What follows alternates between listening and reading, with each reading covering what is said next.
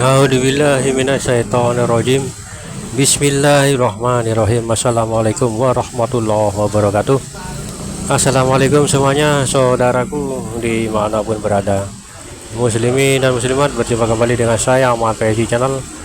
Kita berdoa dulu, semoga kita selalu dalam perlindungan Allah Subhanahu wa Ta'ala dari segala macam bencana, dari malapetaka, dan juga diberikan rezeki yang halal dan barokah, kesehatan jasmani dan rohani. Juga bagi yang sakit semoga disembuhkan, amin amin ya rabbal alamin. Maaf lur, tadi upload videonya suaranya double lur, karena nggak sengaja kepencet fitur suara doublenya kepencet, jadi suaranya ada dua. Jadi saya hapus dan ulang kembali ini. Oke, lanjut lur.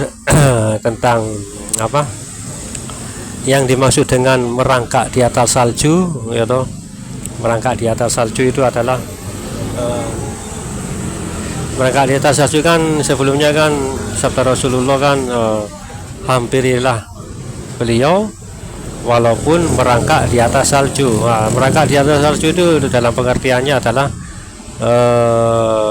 kesulitan atau kesulitan, hadangan dan rintangan untuk mendekati beliau gitu loh.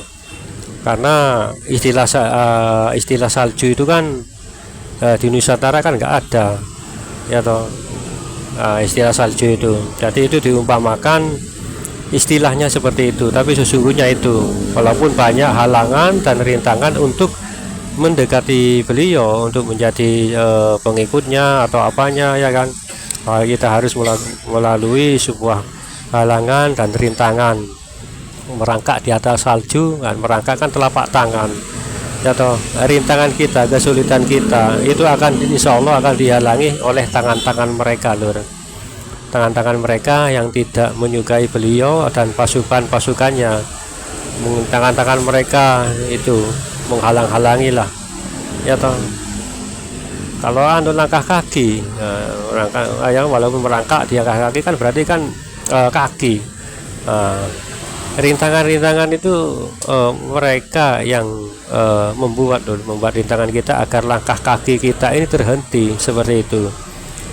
Maka rintangan-rintangan yang menciptakan, yang menghalau-halau kita ke tempat beliau itu mereka gitu loh.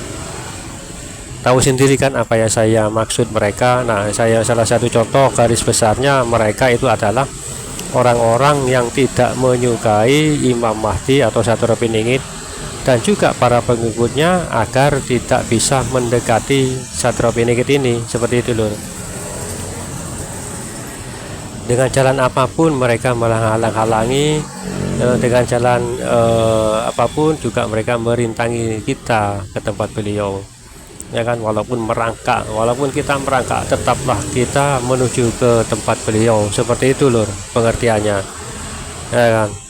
Ini kan satu peningin, ya tentu sajalah nanti, tentu saja, ya toh, akan banyak halangan dan rintangan, ya kan. Ada yang mencegah kita ini menuju ke tempat beliau, yaitu dengan hasutan atau fitnahan. Fitnah itu seperti, wah jangan dihampiri, orangnya nggak seperti itu. Nah, kan seperti itu nanti mereka dengan tangan-tangan mereka, ya kan, dengan isyarat-isyarat mereka. Itu bukan Sadruddin ingin kok dihampiri, kan seperti itu. Orang seperti itu nggak pantas menjadi seorang pemimpin. Nah, orang seperti itu orang biasa. Nah, itu nanti mereka akan mengucapkan itu kepada kita yang ingin ke tempat beliau. Nah, itu salah satu rintangannya loh, ya toh. Dicegal langkah kaki kita, ya toh.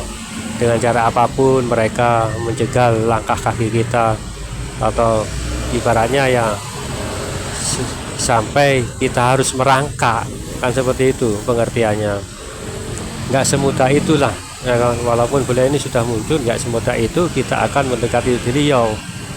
Yang pastinya tentunya yaitu tadi halangan dan rintangan itu dari mereka itu menghalangi, berupa tangan menghalangi dan gerak langkah kaki kita, gitu. Hingga sampai kita merangkak pun kita harus tetap menuju beliau, seperti itu loh pengertiannya.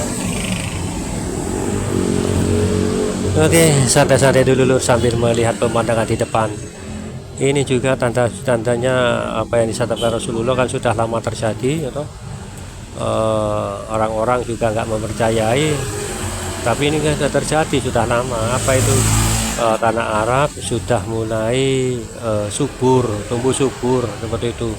Banjir terutama ya toh, terutama banjir di kota Mekah, bahkan di Ka'bah, depan Ka'bah, di sekitar Ka'bah banjir loh. Seperti itu, pernah banjir. Nah, bahkan pernah turun hujan salju bahkan ya toh.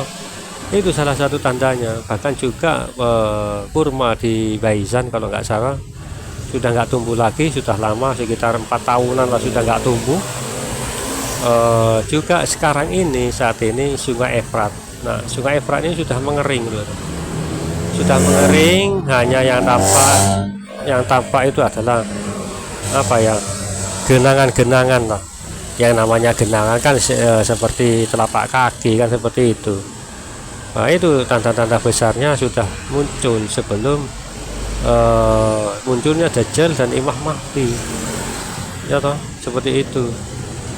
Bahkan di Sungai Efrat ini nanti akan menjadi tempat orang-orang yang rakus. Kenapa? Karena di tempat itu nanti akan muncul gunung emas di Sungai Efrat itu.